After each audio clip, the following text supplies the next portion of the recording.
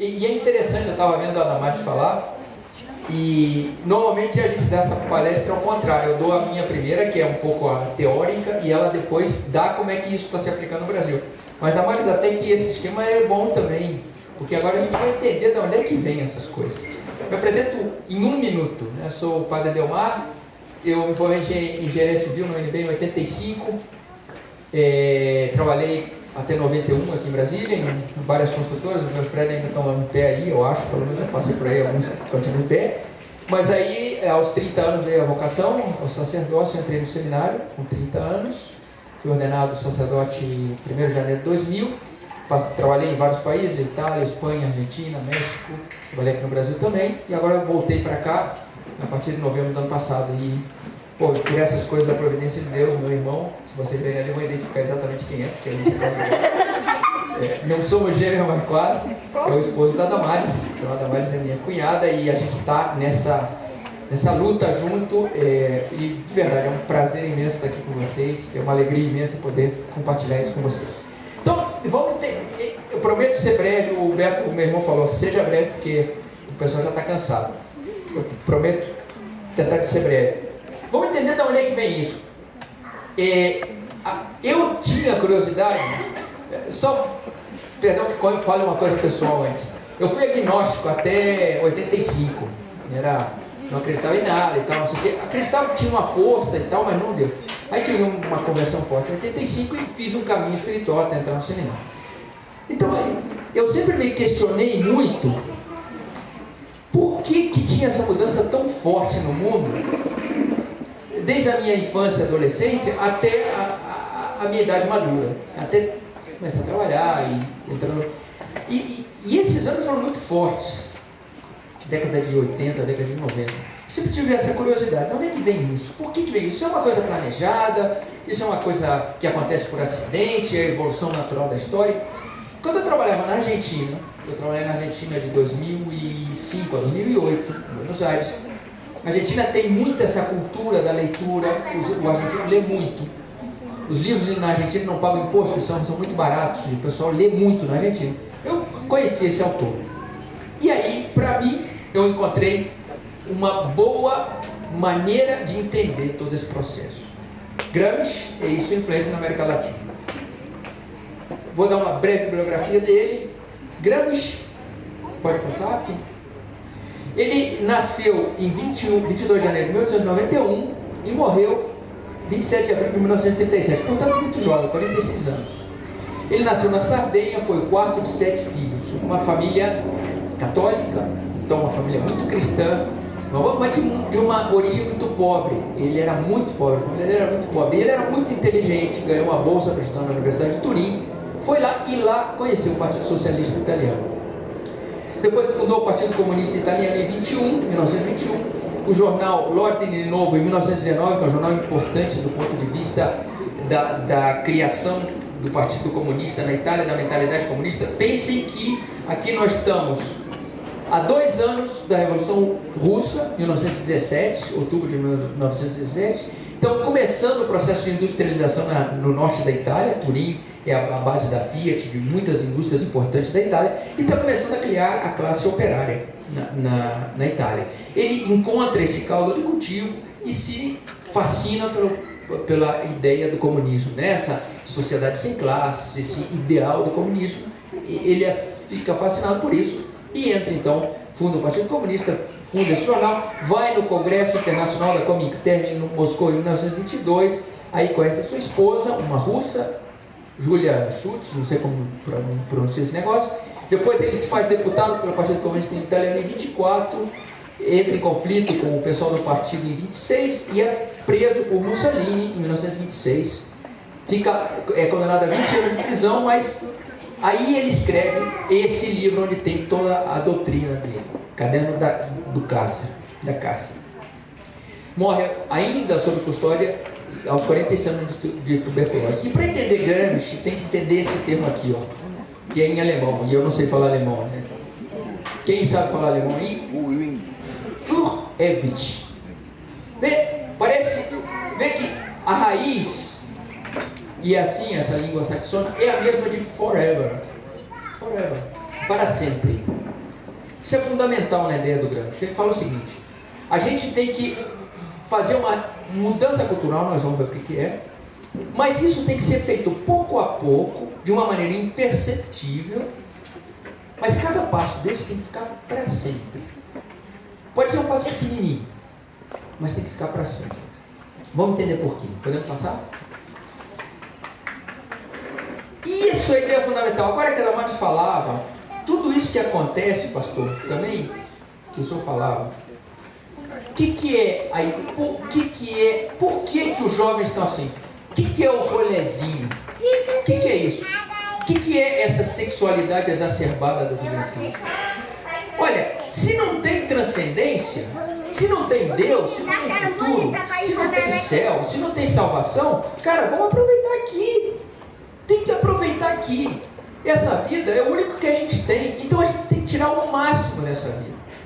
Todas essas coisas que nós estamos vendo, que a Damares falou, que a pastora Damares falou, todas essas coisas é fruto dessa ideia que está em todos os lugares.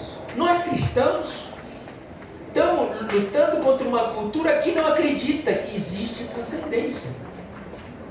Uma vez, Beto, lembra? Lá na casa da Tânia, a gente teve um jantar familiar e tinha um vizinho da minha irmã lá, e a gente começou a falar de negócio de filosofia e tal, e o cara falou assim: esse negócio de Deus, não acredito nada disso de Deus não. Você já viu Deus? Eu falei para ele: e você já viu o amor? Você já viu a liberdade? Você já viu o vento? Felicidade. A felicidade? A liberdade? Ah, não, mas isso é outra coisa, a gente sente. Eu falei: não, sente é uma coisa, eu estou perguntando se você viu. Você disse que não viu Deus.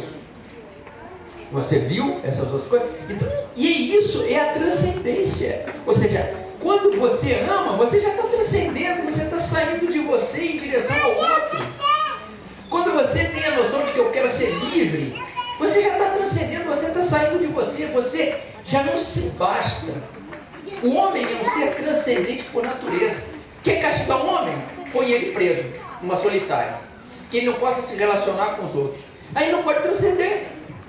O homem sozinho se destrói. Então, essa ideia é fundamental. Quando vocês verem todas essas coisas, pensem que a ideia fundamental é essa, a imanência. Vamos ver o que significa isso. Então, Gramsci italianiza o marxismo. E a ideia dele, aqui vai aparecer muito a igreja católica. Por quê? E não o cristianismo. Porque a sociedade italiana, na época dele, era dominada, quer dizer, a religião predominante era a igreja católica. Onde a gente vê a igreja católica, a gente pode hoje dizer o cristianismo, os cristãos. Aqui está a igreja católica para ser fiel ao que ele escreveu, porque era o ambiente que ele vivia. Mas nós podemos, sempre que a gente veja a igreja católica, a gente pode pensar em todo o cristianismo. Porque ele é o grande adversário dele. Por quê? O cristianismo é quem educou o povo de todo o mundo ocidental. Todo o mundo ocidental foi educado. Os princípios que regem o mundo ocidental, certo, são da filosofia grega, do direito romano, mas principalmente do cristianismo. Os valores, a proteção ao mais débil, ajuda as pessoas que sofrem, até a ecologia é uma ideia cristã, que hoje essa bandeira foi tomada por outros. A ecologia é uma ideia que nasce no cristianismo, que tem a natureza como algo bom e não como algo ruim. Antes a natureza era inimiga do homem, agora não. O cristianismo muda, é criação de Deus, né? Os animais são nossos irmãos de alguma maneira, porque são criados por Deus também. Essa ideia é cristã. Ele quer que a ideia dele é que tem que atacar o cristianismo porque ele educou o povo. Então nós agora temos que reeducar esse povo de outra maneira, e para isso temos que tirar o cristianismo do meio. Né? Toda essa ideia que a doutora Damares está vendo aí todos os dias no Congresso Nacional. Né? Ele fala que isso tem uma evolução, eu vou passar rápido por isso. Vamos para adiantar um pouco mais. E a ideia fundamental é essa última frase. É fundar uma nova religião que substitua o cristianismo. Só que já não uma religião transcendente, que faz o homem se elevar a Deus. Não, essa nova religião é o homem que constrói o paraíso. O paraíso não vem de fora, não vem de Deus. O paraíso é construído pelas mãos do homem, através da história, até chegar à sociedade sem classes. Essa é a ideia do Gramsci. O homem faz a história. Não existe nada acima do homem, nada que defina o homem.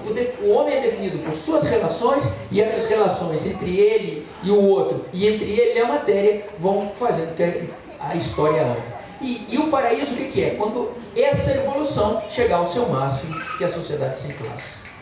Fora cristianismo, fora transcendência, fora tudo que seja ideia de que o homem tem algo sobre ele. Não existe isso. Vamos continuar? Gramsci é francamente marxista, enfatizando elementos que Marx não julgou conveniente acentuar. A substituição do cristianismo pelo marxismo se dá, né, nos princípios do materialismo, do historicismo e do humanitismo. E essas coisas estão plenamente unidas. Porque é o que eu expliquei antes. O homem atua na matéria e a matéria atua sobre o homem, e isso faz com que a história evolua. Eu vou dar um exemplo que ele mesmo dá para vocês entenderem o que significa isso. Por exemplo, a luz elétrica. Nós estamos vendo uma projeção aqui está iluminado por uma luz elétrica, em casa tem um ar-condicionado, um ventilador. A eletricidade antes era uma potência que estava aí no universo e o homem não usava.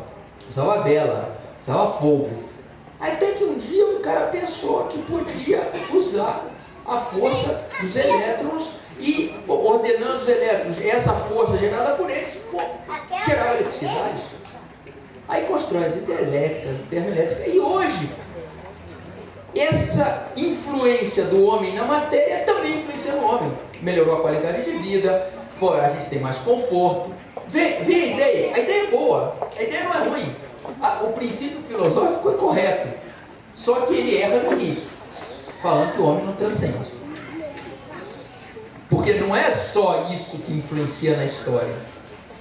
Eu falo que o que mais influenciou na história do homem não foram as guerras, foi o amor.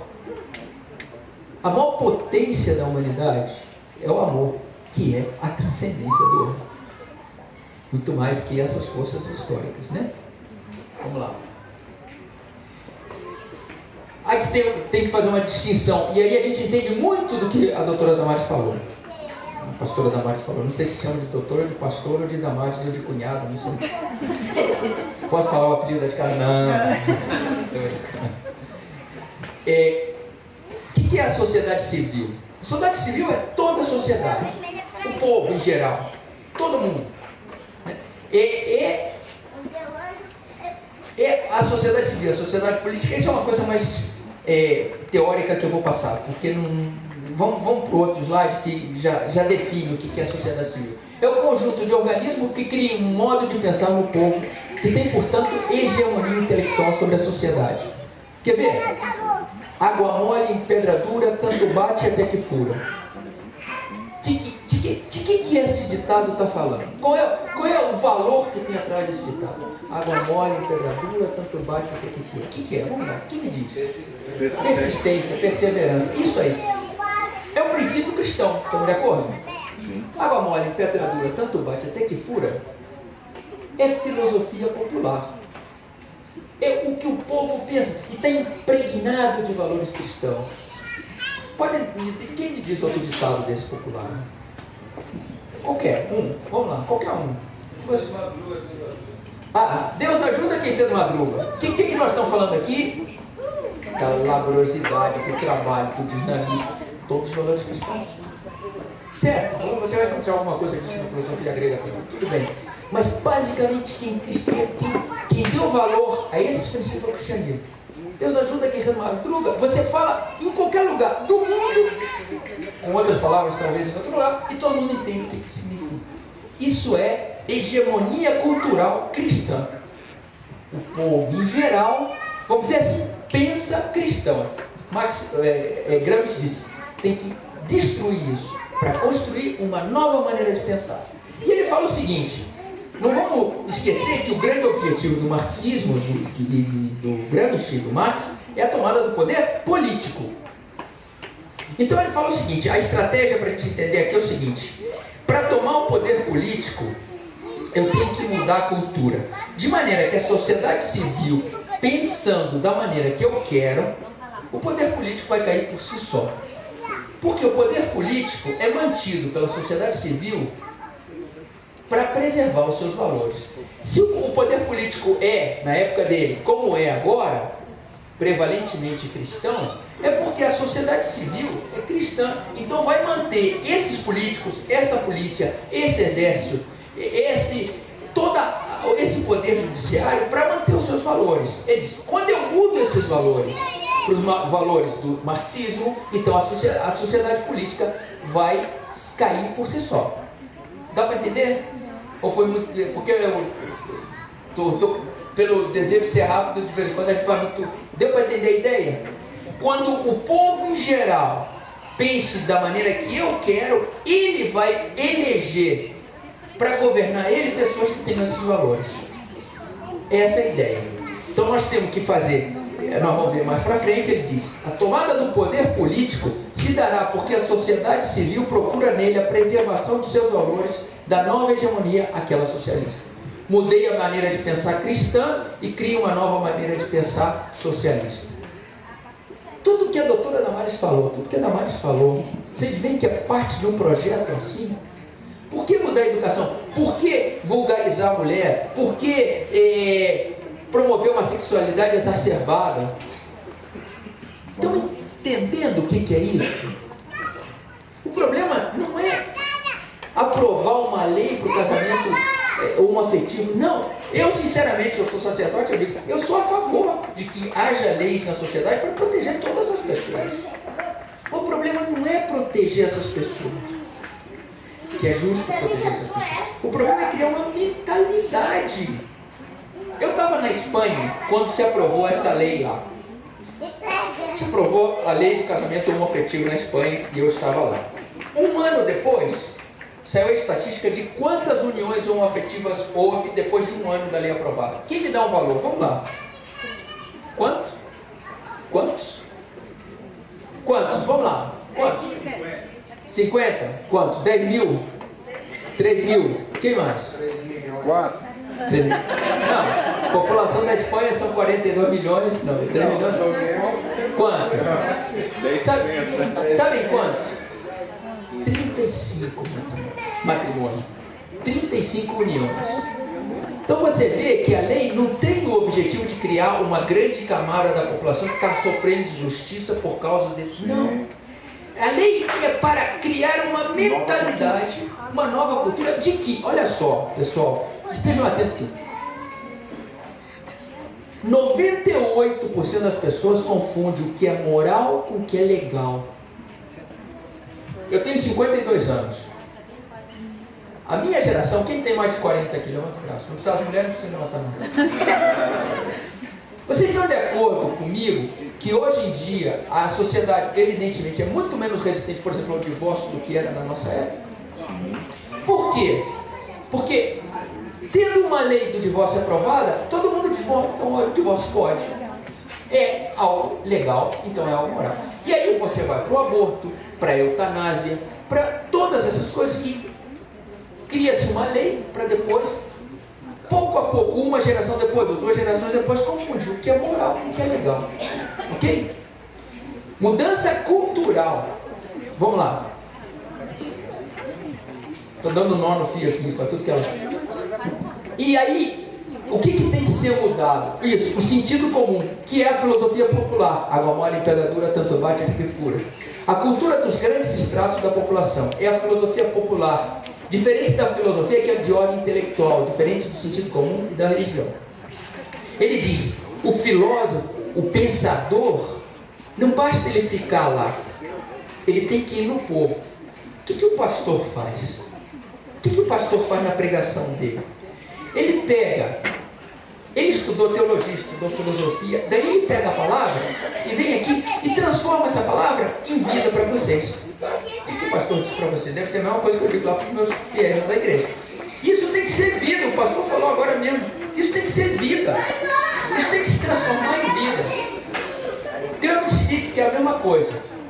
que a filosofia marxista tem que se transformar em vida do povo. Então a gente tem que mudar. Nós vamos ver, eu não vou me adiantar. Tem que mudar a educação. Vamos ver como é que a gente vai fazer isso. A maior formadora do sentido comum é, na época, eu estou falando da Igreja Católica, pelo meio que ele vivia, pois une na mesma fé o intelectual e o povo simples. É o que eu falo. Também a Igreja Evangélica pega o intelectual, o sujeito que estudou teologia, estudou filosofia para poder entender a palavra e transmitir a palavra, e transmite essa palavra para todo mundo. Ele fala, a gente tem que fazer a mesma coisa, o Partido Socialista. Mas também há outros formadores de sentido comum. Olha só, Gramsci fala isso no início do século passado, faz 100 anos, ok? Jornais, revistas, as editoras, olha, os médicos, médico para todos. Rapaz, o que é o médico para todos? É para servir, atender medicamente o pessoal do interior que está desatendido? É. E eu acho que isso é muito bom. Agora, o mais importante não é isso. O médico é um formador de opinião. É um criador de cultura. Você está lá no interior do Piauí, lá em Picos. E aí, teu filho fica doente, com uma desinteria danada, com febre. E você vê que o garotinho não está aguentando, aí você leva no médico e ele salva o teu filho. Cara, esse cara vai ter um poder sobre você, vai ter uma autoridade sobre você, que o que ele falar, você vai fazer. Imagina 5 mil desses espalhados pelo Brasil. Imagina 15 mil desses espalhados pelo Brasil. São os sacerdotes, os pastores da nova cultura. O negócio é bem feito, pessoal. Da cultura que eles querem inventar, da cultura imanente, da cultura que não tem nada de transcendente. Eu repito, já falei aqui, eu quando vejo uma notícia, hoje teve rolezinho em Brasília, né, vocês sabem. Até fecharam lá o shopping em Guatemi. O que é o rolezinho? O que é o rolezinho? Não sou contra nenhuma expressão de ninguém, a liberdade de ninguém. O que é o rolezinho? Rolezinho é a expressão da cultura imanente. É o prazer momentâneo, a coisa que tem que acontecer na hora. Vocês viram a reportagem fantástica com os líderes do rolezinho em São Paulo? Cara, é impressionante. O garoto chega e a garota fala, parece um ídolo do rock. É impressionante. Imanente é o sacerdote da cultura imanente, é o pastor da cultura imanente. Ok? Tudo o prazer aqui, agora, já. O sexo, a droga, crack, tá, isso tudo, ó. É o prazer, e é interessante, faço um parênteses. Uma vez eu li um livro do Dr. Lopes Ibor, um psiquiatra espanhol. Uma história interessante, ele falava, o homem tem que transcender.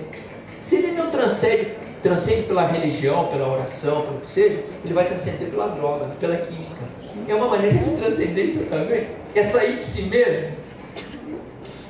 Não tem jeito. O homem é... Se você deixa o homem aí, solta o homem no mundo e ele... Olha, que pôr do sol lindo. Já está transcendendo. O homem transcende por natureza, né? Vamos lá. Vamos que vocês estão cansados. Eu me proponho terminar em 10 minutos, no máximo. Bom, então quem faz isso? O intelectual orgânico. Eu já falei, é o pastor da nova religião. Testemunha da Revolução de Outubro não se cumpriu. Ele disse, a Revolução Russa não se cumpriu. Por quê? Porque a Revolução Russa toma o poder político, mas não muda a cultura. Então, por isso que a ditadura comunista na Rússia, ela durou só 70 anos. E durou 70 anos pela força do exército e da KGB. E durou 70 anos porque na Segunda Guerra Mundial, os aliados, inocentemente ou por outros interesses, deixaram a Rússia chegar até Berlim. Porque se não fosse assim, teria terminado muito antes, a caída não teria caído do muro de Berlim. Mas ele percebe que o fracasso da Revolução Russa é porque eles não tomaram a cultura. Então tem que tomar a cultura. Necessária uma preparação humana para a Revolução mediante uma reforma intelectual e moral. Tudo que a Damares falou aqui é o que nós estamos vendo. Reforma intelectual e moral do país, dos princípios, para criar uma nova cultura. Pessoal, criar essa nova cultura, você tem o poder político forever, para sempre. E a gente tem que tomar consciência disso, que isso é um programa. Nós não podemos ser ingênuos, que nós estamos fazendo parte de um programa planejado. Não é eventual, não é uma causalidade, isso não é um programa. Papel relevante dos agentes, os intelectuais. O cristianismo se impôs às massas através dos intelectuais, já expliquei isso. Os intelectuais integrados à classe dirigente criam a cultura. Eles não só são a arma da luta de classe, são a mesma luta de classe no interior da inteligência, no interior da cultura. Quem ganha prêmio de literatura hoje em dia é só quem pensa desse jeito. Quais são os best-sellers hoje? Quem pensa desse jeito, da nova cultura. Né? Vamos lá. Depois, eu vou passar rápido por isso. Quem é o guardião desse processo? É o partido. O partido, ele é o Maquiavel, é o príncipe do Maquiavel, é o novo príncipe. Ele é o protetor do processo da revolução cultural. Então, as pessoas passam, mas o partido fica. Tá? Vamos lá? E qual é a estratégia para a vitória? Eu já falei, não só conquistar o Estado, mas a sociedade civil. Primeiro a cultura, depois, em consequência, o Estado. Tem que ser feita uma agressão molecular, uma guerra de trincheiras, pouco a pouco, para ir tomando essa cultura.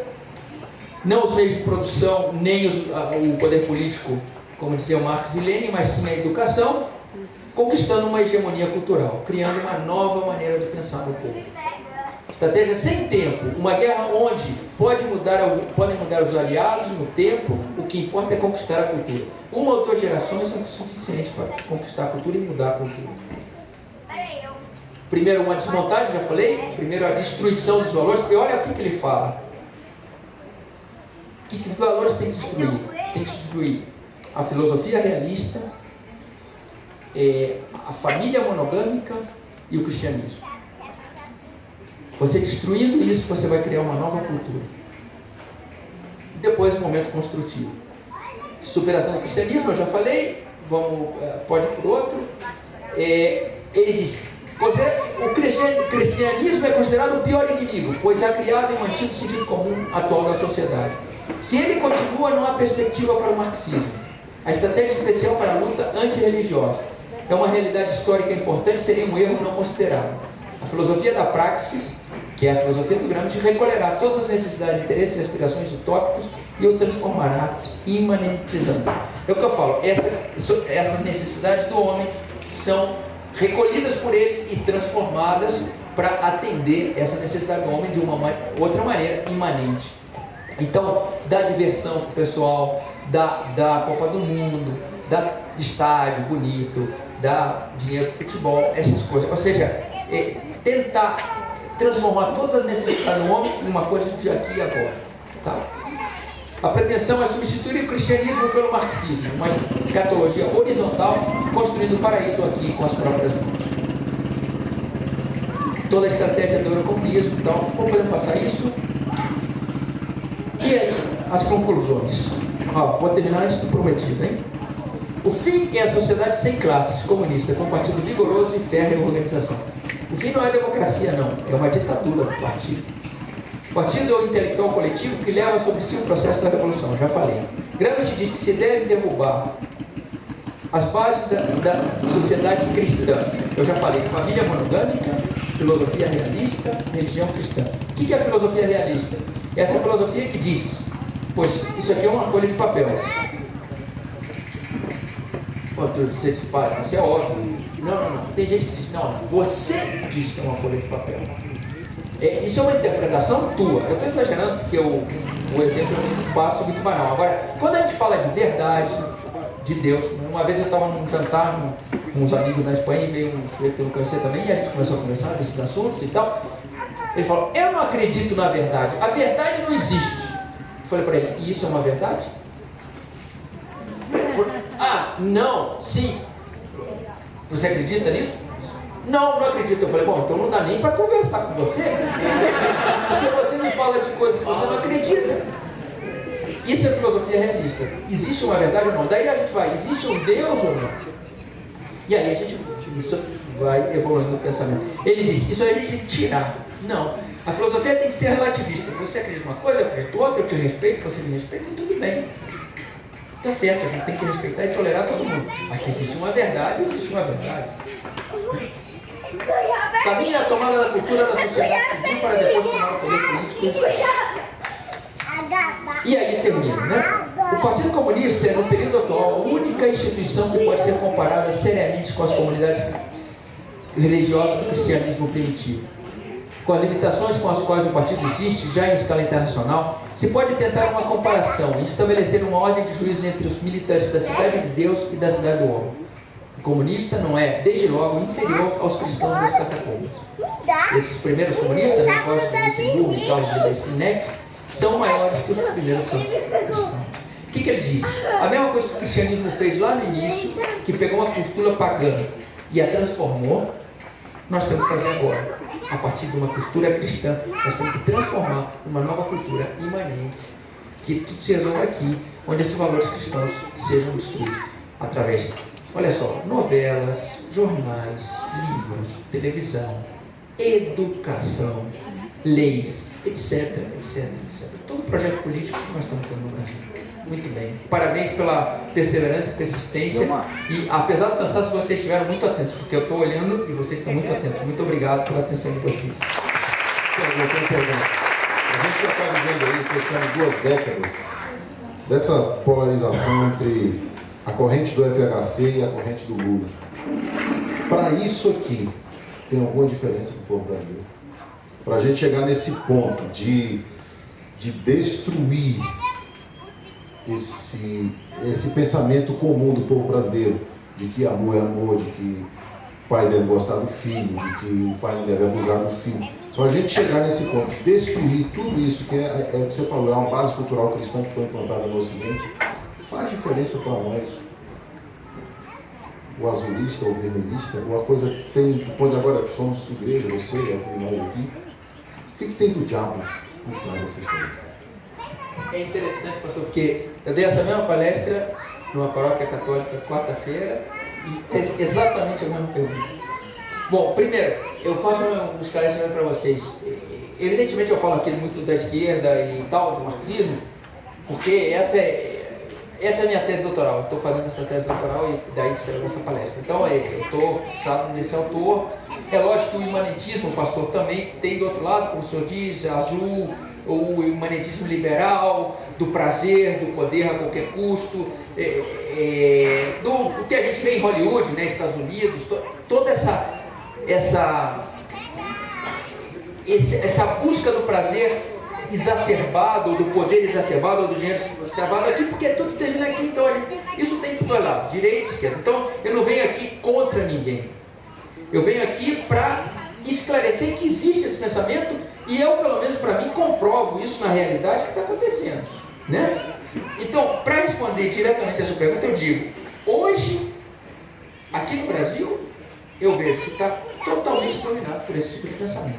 Tanto do lado como do outro. Porque a gente tem que pensar o seguinte, aqui fazendo uma análise histórica, o Fernando Henrique, todo o pessoal do PSDB, são os intelectuais marxistas que lutaram contra os governos militares. Tá? Os intelectuais formam o PSDB, enquanto o pessoal da guerrilha e dos sindicatos formam o PT. Então, na verdade, intelectualmente, ou seja, ideologicamente, filosoficamente, a origem é a mesma. Né? Então, e nesse sentido de verdade, e aqui não é de verdade, não vem fazer propaganda política de jeito nenhum, mas eu falei, eu acho que vocês estão muito mais na frente do que da Igreja Católica. Pelo menos, hoje a gente tem uma bancada evangélica no Congresso que está lutando contra essas coisas, né? E, na verdade, eu acho que nós estamos 20 anos atrás de vocês nesse sentido, nós católicos, e eu acho que nesse sentido vocês tomaram consciência muito antes que a gente, graças a Deus, né? Porque, na verdade, ideologicamente, aí não tem diferença, e também eu digo mais, né? Até, porque depois, isso era outro assunto que a gente pode conversar outro dia, que a corrente liberal de direita, vamos dizer assim, desse pensamento é a escola de Frankfurt, que gera todo a revolução cultural nos Estados Unidos. Os Estados Unidos, que é um país super conservador, continua sendo um dos mais conservadores do mundo, não vamos nos enganar com os Estados Unidos, tudo que a gente vê de Hollywood É o que eles querem propagar para a gente, para destruir as nossas sociedades, para eles continuarem sendo os mais poderosos do mundo. Porque você vai no interior dos Estados Unidos, deixa eu me falar uma amiga minha que morou lá, uma argentina amiga minha que morou lá. Quando estava o negócio da guerra do Iraque, essas coisas, todo mundo discutia que sim, que não, não sei o que, tarará, tarará, tarará, tarará. No dia que invadiram o Iraque, todas as casas, com a bandeira dos Estados Unidos na frente. Agora, nós somos todos unidos contra o inimigo comum. Eu podia não estar de acordo antes, mas agora estou. Porque agora é o meu país que está em guerra. Acabou a diferença. Então, é isso, pastor. A pergunta é excelente e é um problema para mim gravíssimo, que nós vamos demorar 2 gerações se a gente começar a trabalhar para frear isso. Hoje em dia, nós estamos dominados ideologicamente. Você vê em todos os poderes, judicial, legislativo, executivo, por esse pensamento, seja de direita, seja de esquerda. Imanentismo. Tudo termina aqui, tudo acaba aqui, então eu tenho que roubar tudo que eu posso, aproveitar tudo que eu posso, eu tenho que fazer todo o sexo que eu possa, eu tenho que fazer tudo que eu possa, porque acabou, eu vou para baixo da terra e tudo acabou aí. Estão ressuscitando filosofias lá do início da filosofia grega. Isso aí é mais velho que Matusalém. Mas tem gente que acredita nisso ainda, né? E que não vê que o cristianismo é a grande revolução da humanidade. É a única revolução verdadeira da humanidade. Por quê? O cristianismo é a primeira maneira de pensar que você diz, não é você que tem problema, eu tenho que ver primeiro o meu problema. Arranca primeiro a trave do teu olho, a palha do teu olho, para depois ver a trave do olho do teu irmão. Então o cristianismo faz com que o homem pense. O meu irmão fala uma coisa que é excelente, ele fala, sabe o que é educação? Educação é você pensar primeiro no outro, depois em você. Isso é o que? Cristianismo. Que foi o cristianismo que trouxe isso para o mundo. E vejam bem, pessoal, aonde não está Cristo é a barbárie. Hoje, onde não está Cristo, pega uma mulher em adultério e apedreja ela no estádio e todo mundo... Isso é o Islã. É a barbárie porque pega as crianças, as meninas, e deixa no orfanato para morrer de fome. Isso é a China. Onde não está Cristo, o homem não vale nada. Eu gosto de encerrar essa palestra, pastor, se me permite, não sei se for tiver outra pergunta, com a página do Assim Falou Zaratustra, do Nietzsche, que para mim é um dos filósofos mais coerentes do mundo. Porque ele pegou tudo isso e levou ao extremo. Vamos pensar isso? Aí o profeta do Nietzsche sai no escuro com uma lâmpada dizendo, onde está Deus? Nós matamos Deus. Onde é que está Deus? Porque Nietzsche fala da morte de Deus, né, Nietzsche? Ele fala, onde está o norte? Onde está o sul? Onde está o leste? Onde está o oeste? Aonde? Sem Deus, o homem não é nada. E é por isso que a gente vê tudo isso que a Ana Márcia falou antes, que a exploração de menor, pedofilia, prostituição infantil, todas essas coisas, porque o homem, quando o homem é o último juiz, você tem Auschwitz, você tem os gulags russos, você tem a prostituição infantil, você tem a exploração de menores, você tem tudo isso, porque o homem, quando é juiz do homem, ele é lobo do homem, como dizia Rawls. O homem é lobo do homem. Quando o homem é o último juiz, ele vira Deus. Sereis como deuses. Esse é o início do pecado original. O primeiro de todos é o homem achar que ele é Deus. E aí acontece tudo isso que ele está vendo.